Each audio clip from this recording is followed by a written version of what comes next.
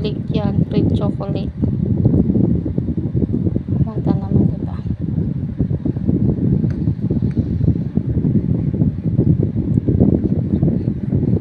Dapat saktong tubig lang yung ano nyo. Parang nasobra ni akin eh.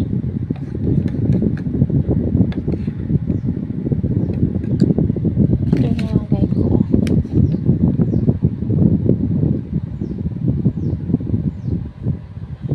Expired na to.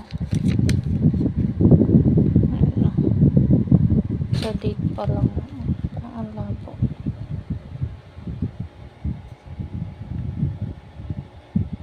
Okay. Ay, may patwit na. Nakita niyo naman expired na, diba?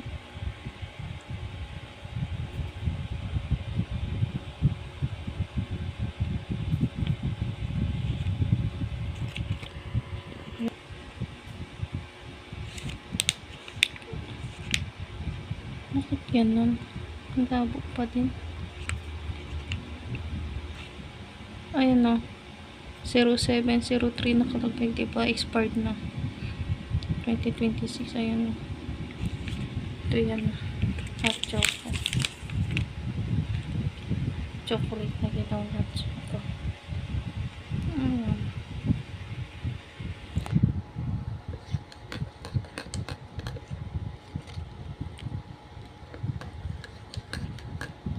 Pag alam niya na ano, kung amoy pa siya chocolate, tapos lasa pa siya chocolate, pwede nyo siya kainin, pwede nyo siya gawin na hot choco. Kaso yun sa akin, sa pang-amoy ako eh. Kung pwede pa. Kasi diba sa pang-amoy, malalaman mo kung sira ang pagkain o hindi.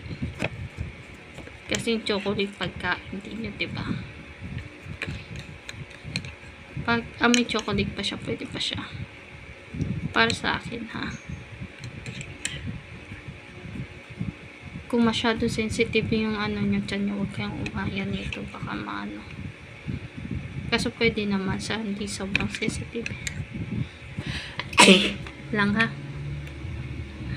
Ang pusa, oh, nakaabang, oh, si Carming yan.